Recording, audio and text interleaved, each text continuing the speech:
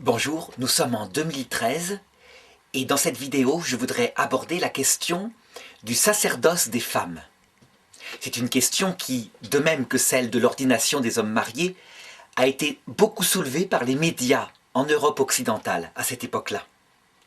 Et je voudrais montrer comment ce thème est tout à fait différent de l'autre. Je veux dire par là que si la question du sacerdoce des hommes mariés est une question de discipline de l'Église, ça veut dire qu'elle peut changer la règle à sa volonté, si elle le trouve prudent. La question du sacerdoce des femmes est d'un tout autre ordre. Mais surtout, dans cette vidéo, je voudrais essayer de montrer quelle est l'intention de l'Esprit Saint et de l'Église à travers cette question de la non-ordination de femmes. Il s'agit d'une vidéo en théologie catholique. Et ce qui est extraordinaire dans la théologie catholique, c'est qu'elle se fonde parfois, lorsque c'est possible, sur une affirmation, un repère définitif, quelque chose d'extraordinaire pour celui qui cherche la vérité et qui ne peut pas voir directement la volonté de Dieu, mais un repère définitif qui est, pour les catholiques, protégé par Dieu lui-même, qui indique ainsi sa volonté. Eh bien, il s'avère que pour cette question du sacerdoce ministériel des femmes, l'Église s'est prononcée. Et donc il y a un repère dogmatique dont il va falloir étudier un petit peu la valeur tout à l'heure. Mais avant d'en étudier la valeur, je voudrais lire le texte.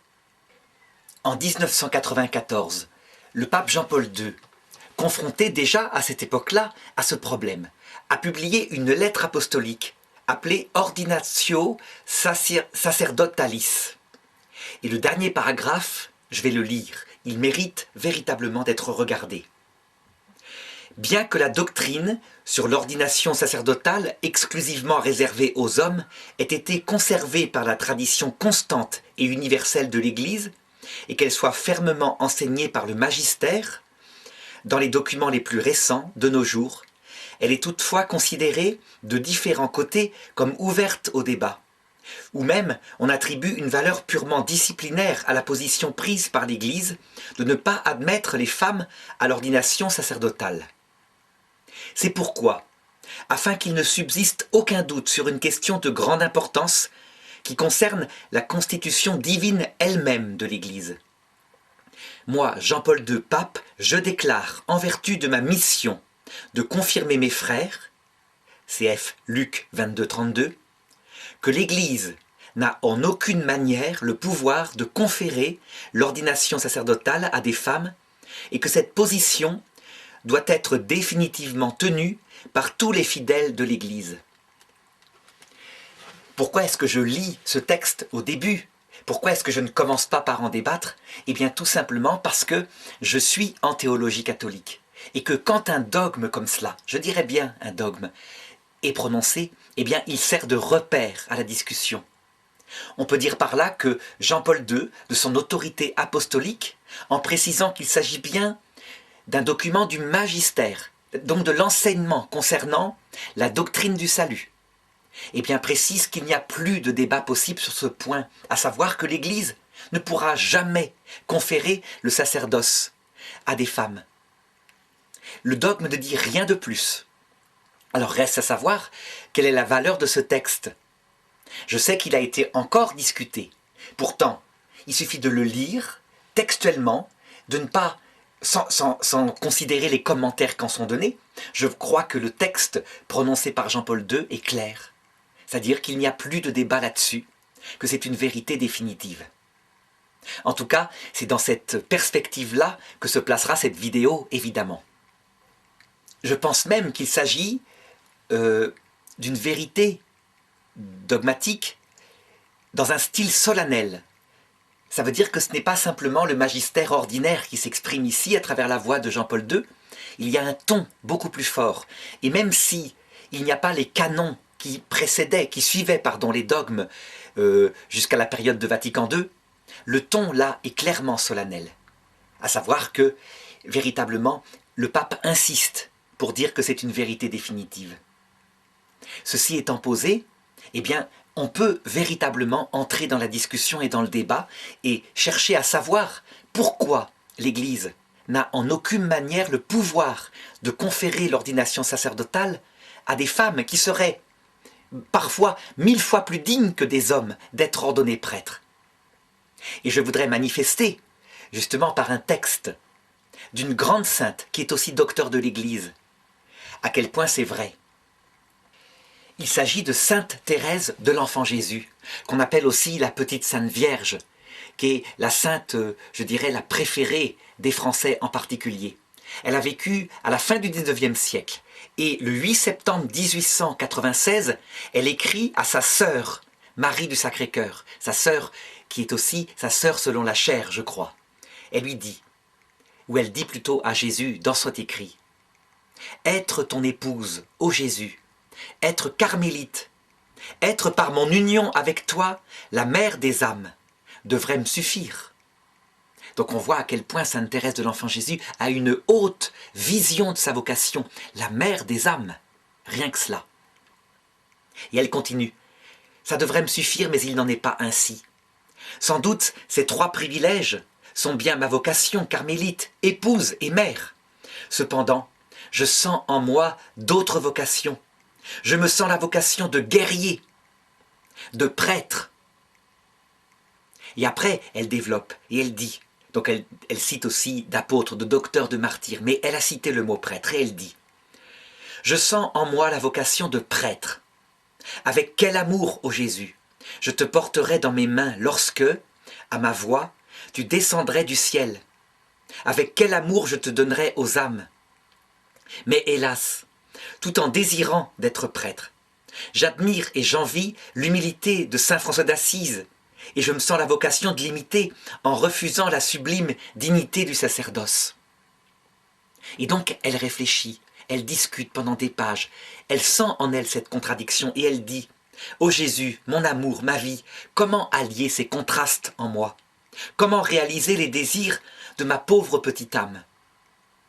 Et alors elle conclut, peut-être 2 pages après, et elle dit « Oui, dans l'excès de ma joie délirante, je me suis écrié. Ô Jésus, mon amour, ma vocation, enfin je l'ai trouvée. Ma vocation, c'est l'amour. Oui, j'ai trouvé ma place dans l'Église, et cette place, ô mon Dieu, c'est vous qui me l'avez donnée. Dans le cœur de l'Église, ma mère, je serai l'amour. Ainsi je serai tout, ainsi mon rêve sera réalisé. » Ce texte, on va le voir tout au long de cette vidéo, je crois qu'il est la réponse totale à toute la question. Il est même prophétique. Si Sainte Thérèse de l'Enfant Jésus l'écrit en 1896, c'est sans doute pour les personnes qui en 1996 et par la suite ont réfléchi à ce problème, ont souffert de cette question de la non-ordination des femmes. Tout est dit dedans. Alors d'abord le premier point. Je disais tout à l'heure que certainement les femmes auraient été bien plus dignes que les hommes d'être prêtres. Selon le sacerdoce ministériel, ça veut dire ce sacerdoce qui consiste à consacrer l'Eucharistie devant les foules, à la communiquer, à donner aussi la parole, l'enseignement public à la messe, qui explique l'Eucharistie, qui prépare les âmes à l'union à l'Eucharistie. À la croix, il faut bien se souvenir que parmi les 12 apôtres, un avait trahi, 10 s'étaient sauvés. Et un seul était là parce qu'il était sans doute très jeune, qu'il n'avait peut-être pas encore de barbe, c'est Saint Jean. Et il était présent parce qu'il risquait pas trop sa vie. On s'attaquait peut-être pas à l'époque aux adolescents. Par contre, les femmes étaient présentes, Marie et les autres Maries. Toutes jusqu'au bout, de A à Z, elles ont assisté à la croix. Ça, c'est le signe que, du côté de la fidélité par rapport au message du Christ, non seulement à la croix, mais tout au long de l'histoire de l'Église, les femmes ont été bien plus fidèles, bien plus ferventes. On peut même le constater actuellement. On voit que depuis toujours, à la messe, il y a plus de femmes que d'hommes. Comme si ce message de l'amour touchait leur cœur davantage que les hommes qui sont souvent en retrait par rapport à cela. Alors si je reprends le dogme de tout à l'heure que j'ai cité dans Jean-Paul II, on pourrait poser l'objection suivante. Mais comment est-ce qu'un pape peut prononcer un dogme sur une vérité qui n'est pas explicitement enseignée dans l'Écriture? Et c'est vrai, Jésus n'a jamais dit qu'il ne conférait pas l'ordination aux femmes. Pourtant, il pouvait ordonner des femmes, et visiblement il ne l'a pas fait. Le jeudi saint, lors de sa scène, lorsqu'il a institué le sacerdoce ministériel, en disant à ses apôtres « Faites ceci en mémoire de moi ». Il a choisi 12 apôtres dont l'un allait le trahir, Judas, et il l'a ordonné prêtre. Il y avait là présent toutes les femmes qui assistaient à cette première Eucharistie, et visiblement, il ne les a pas ordonnées prêtres. Alors on pourra dire, mais pourquoi c'est pas marqué dans l'Évangile? Comment est-ce qu'on peut savoir qu'il ne les a pas ordonnées prêtres? Eh bien, très simplement, il suffit de regarder la pratique qui a été faite dans l'Église d'Orient et dans l'Église d'Occident, dans toutes les églises fondées par les apôtres. Celle de Rome, fondée par Pierre et Paul, celle de Constantinople, celle d'Antioche, celle d'Alexandrie, fondée par d'autres apôtres. Et dans toutes ces églises-là, unanimement, alors qu'elles sont fondées par des apôtres qui sont différents en personnalité, le sacerdoce existait et le sacerdoce n'était pas communiqué à des femmes. Cela indique très clairement que ceux qui ont connu Jésus et qui ont institué l'Église dans le monde savaient que le sacerdoce ne pouvait être communiqué qu'à des hommes. Ce n'était pas un problème pour eux. Jésus avait fait comme ça et ils ont suivi la tradition instituée par Jésus. Alors évidemment, l'objection qu'on trouve chez les féministes est de dire « mais c'est très évident, c'est parce qu'à l'époque c'était machiste et donc il n'était pas question de conférer un quelconque pouvoir à des femmes. C'est tout simplement une question d'époque. Donc même si les apôtres ne l'ont pas fait parce que ça n'aurait pas été accepté, de fait, maintenant qu'on est sorti du machisme, on peut le faire. » Je répondrai que cet argument ne colle pas. Il suffit de regarder l'Évangile. Non seulement les femmes ont un rôle absolument précis, important auprès de Jésus, mais en plus, c'est une femme qui est l'apôtre des apôtres. C'est Marie-Madeleine qui vient annoncer aux apôtres que le Christ est ressuscité. C'est elle qui les évangélise en premier. Mais il n'y a pas que cela. La tradition a toujours rapporté que Marie, la mère de Jésus, avait tout gardé dans son cœur et que lorsque l'Église est née à la Pentecôte, et puis d'abord à la croix, elle était là, elle a rappelé inlassablement ce que Jésus avait dit. La tradition dit que Saint Luc a eu les récits de l'enfance de Jésus par la première évangéliste, c'est Marie, que Saint Jean a écrit un évangile si profond, si mystique, parce qu'il a été enseigné par Marie, il l'a pris chez elle, à l'ordre de Jésus à la croix. Donc on ne peut pas nier que le rôle des femmes dans l'Évangile n'a rien d'un rôle inférieur. C'est un rôle fondateur, je dirais même. Et alors on pourra dire, ah oui, mais c'est un rôle discret. Et après, ça ne s'est pas prolongé. Eh bien, on se trompe. Il suffit de regarder l'histoire de l'Église.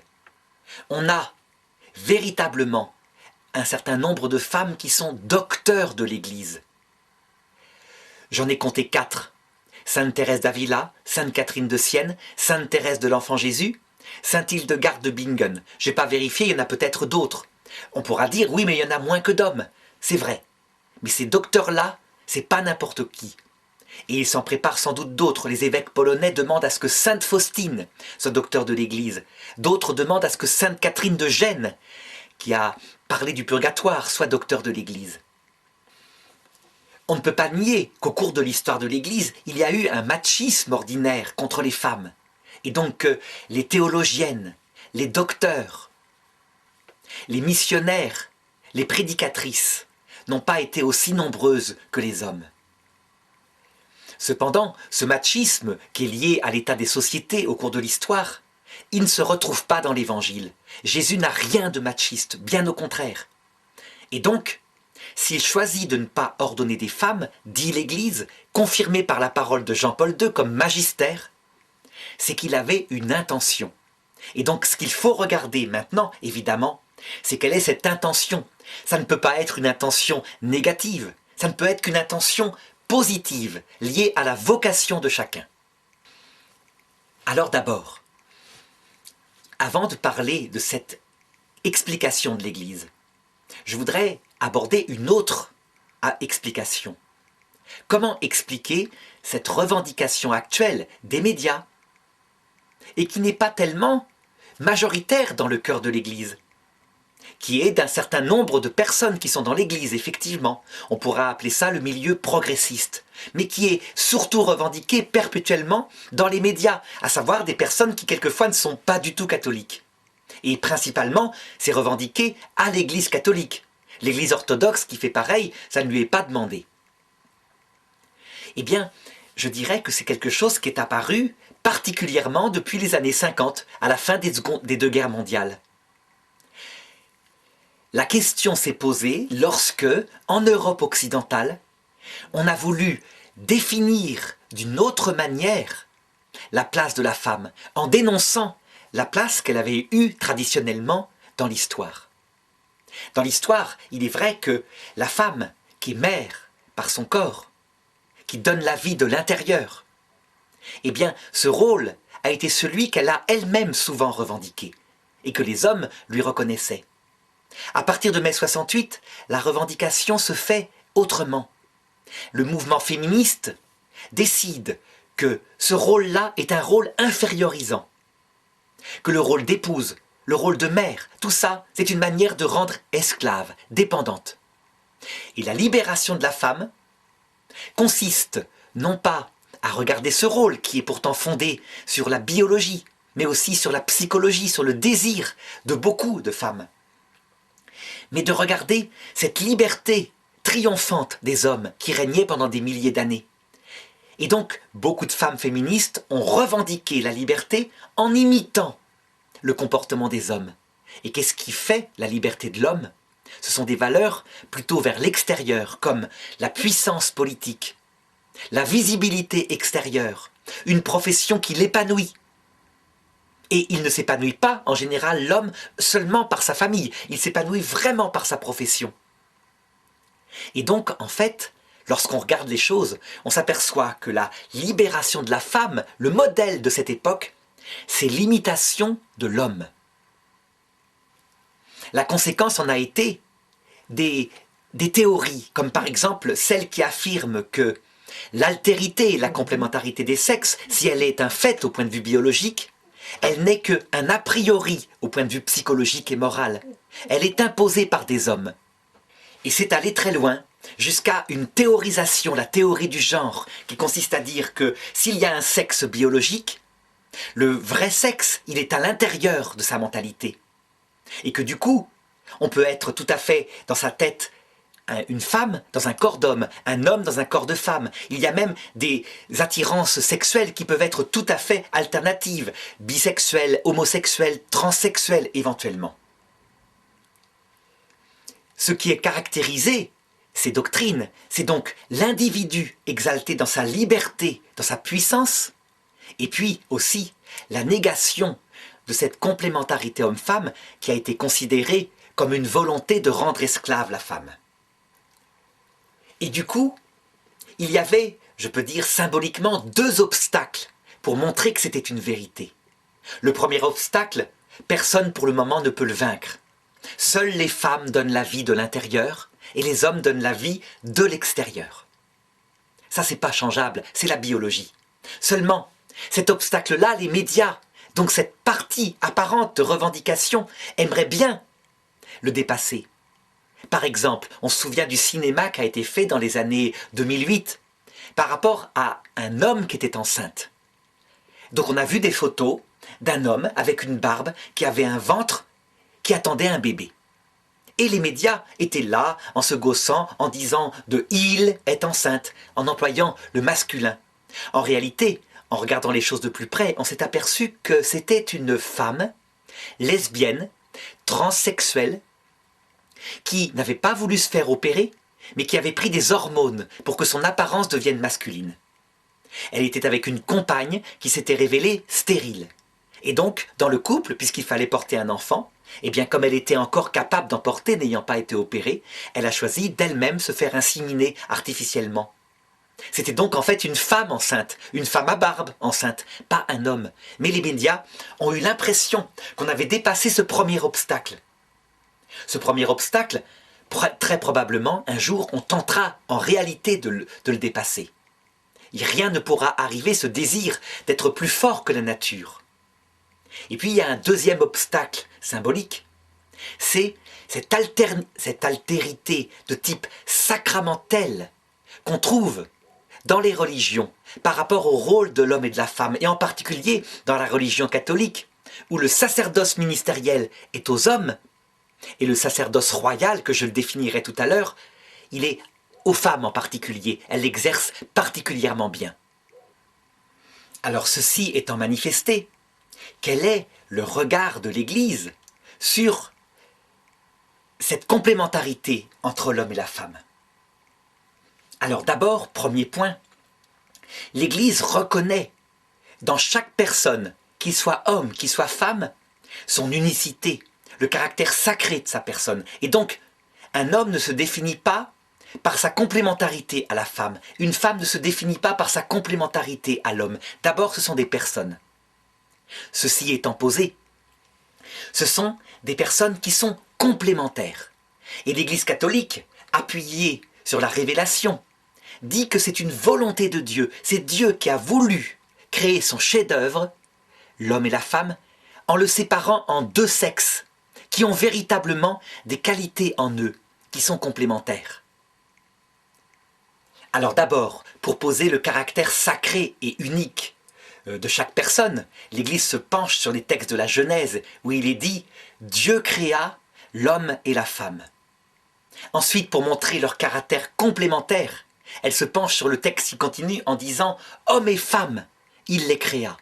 À son image, il les créa. » Et dans le deuxième récit de la Genèse, il y a un texte qui précise cette complémentarité de manière très forte parce que très symbolique.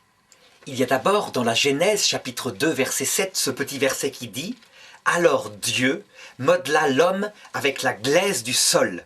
Il insuffla dans ses narines une haleine de vie et l'homme devint un être vivant. » Le symbole de la glaise signifie que l'homme masculin, vir en latin, eh bien, il a une proximité avec la matière, il aime la transformer. C'est son goût, c'est son attachement. Sa gloire, ce qui l'épanouit, ce qui le fait homme, c'est quelque chose aussi comme l'observation du monde, le fait de nommer les animaux, le fait de transformer par son travail le monde. Et le texte continue un peu plus loin, en Genèse chapitre 2, verset 21. Dieu fit tomber une torpeur sur l'homme, donc l'homme masculin, qui s'endormit.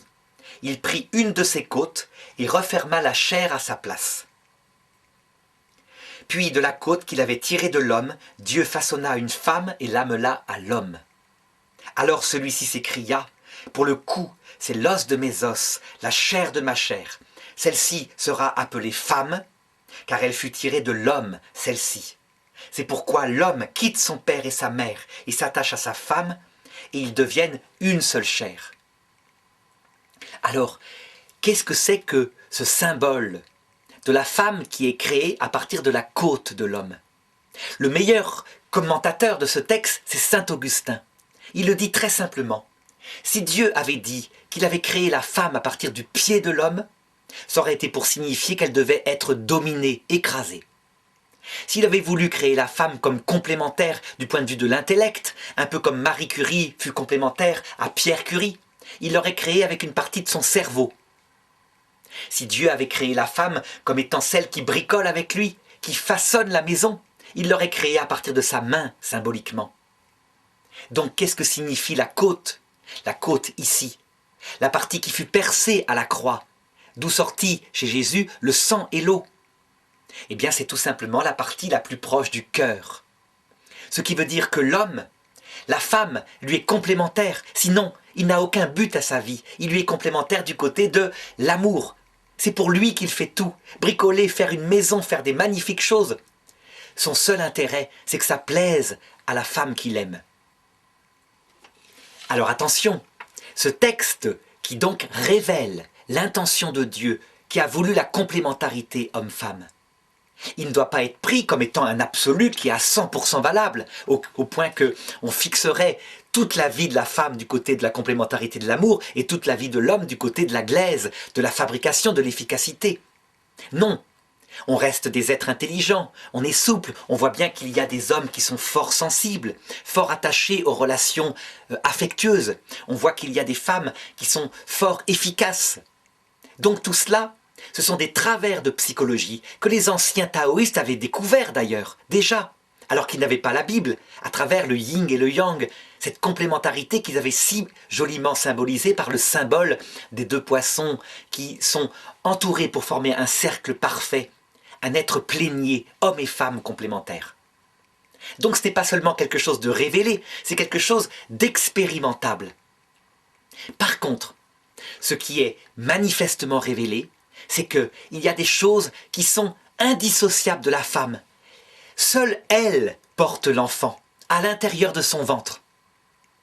Et il y a quelque chose d'indissociable de l'homme. Seul lui communique la semence qui va féconder la femme pour qu'elle porte un enfant dans son ventre. Ça, personne ne peut le changer. On me dira, mais c'est matériel, oui.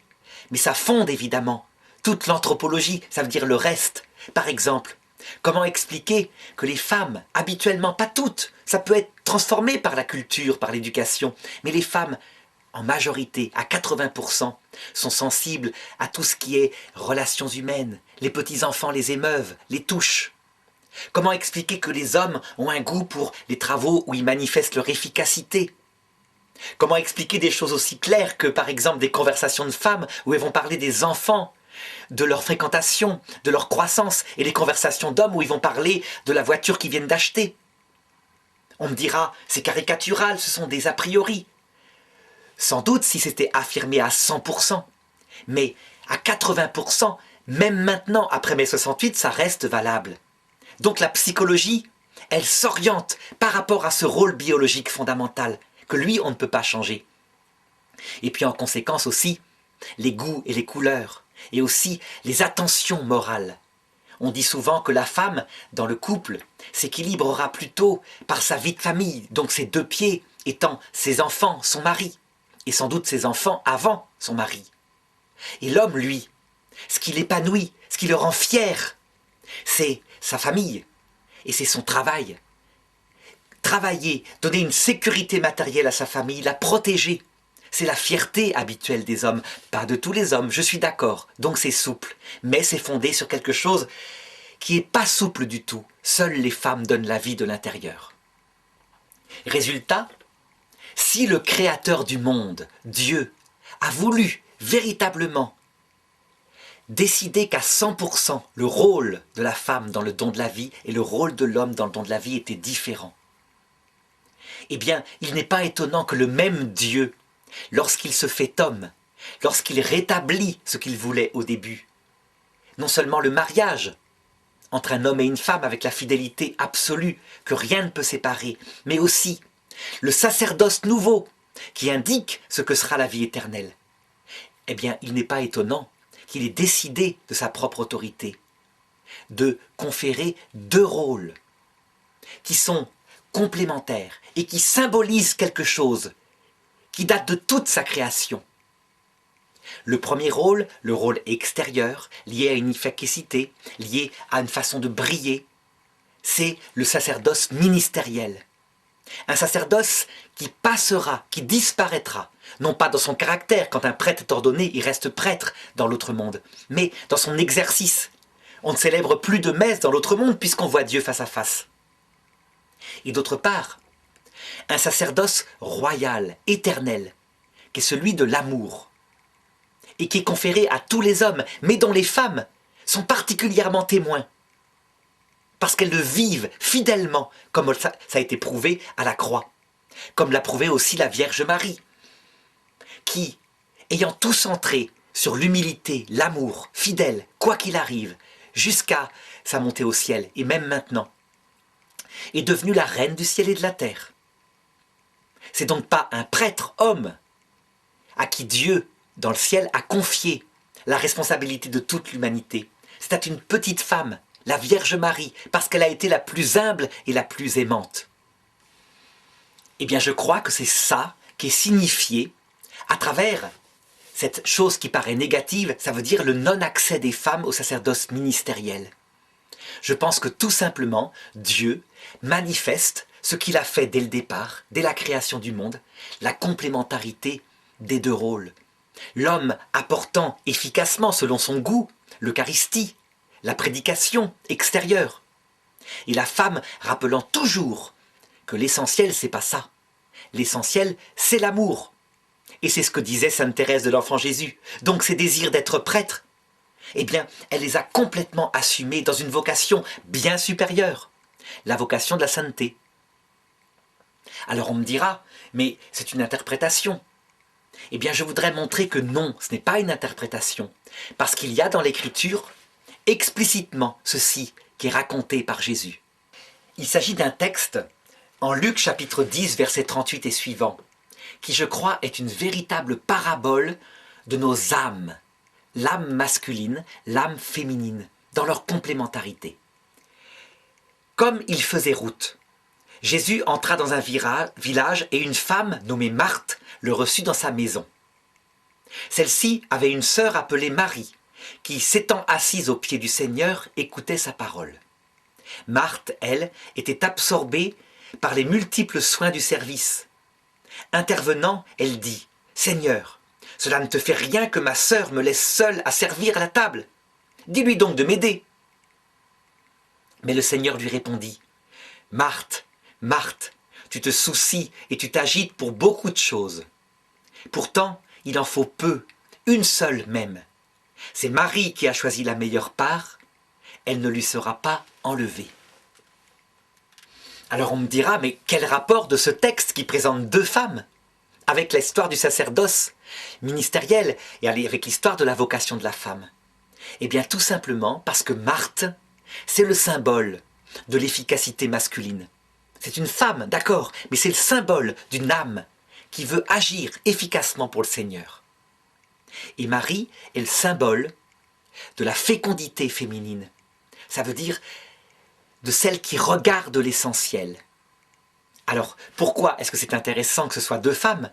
Parce que ça montre que l'homme peut tout à fait être dans la fécondité et la femme peut tout à fait être dans l'efficacité, comme Marthe.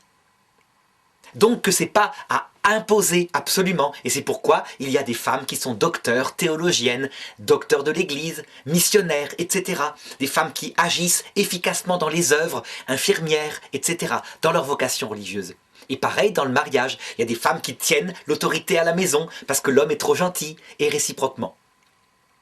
Cependant, ce que le sacerdoce manifeste, lui, de manière extérieure, symbolique, pour que tout le monde le voie, c'est que la femme rappelle tout le temps à l'homme que l'essentiel, ce n'est pas l'efficacité active, que l'essentiel, c'est l'intériorité de l'amour.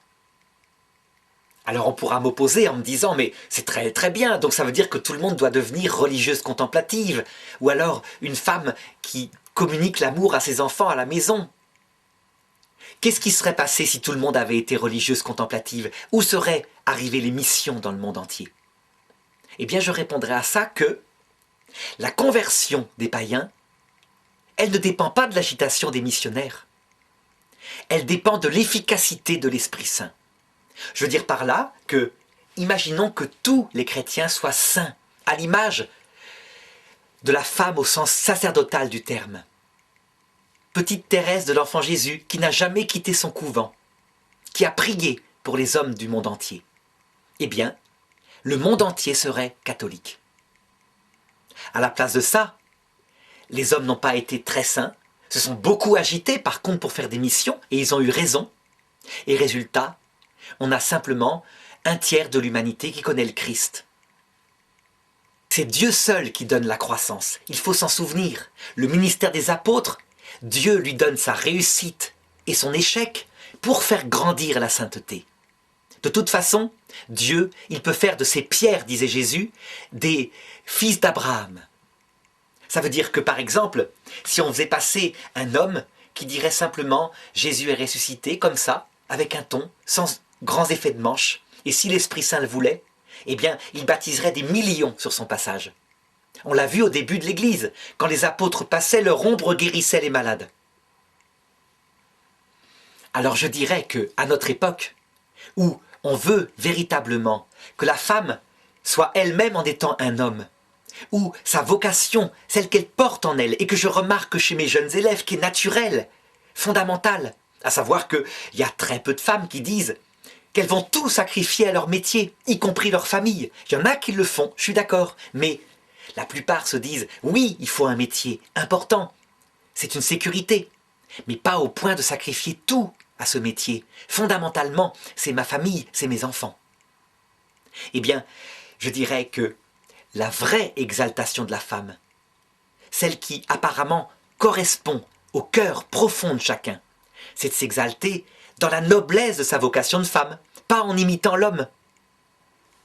Ce qui n'empêchera pas certaines femmes, un grand pourcentage, peut-être 20%, d'avoir véritablement la vocation d'être extérieurement comme des hommes.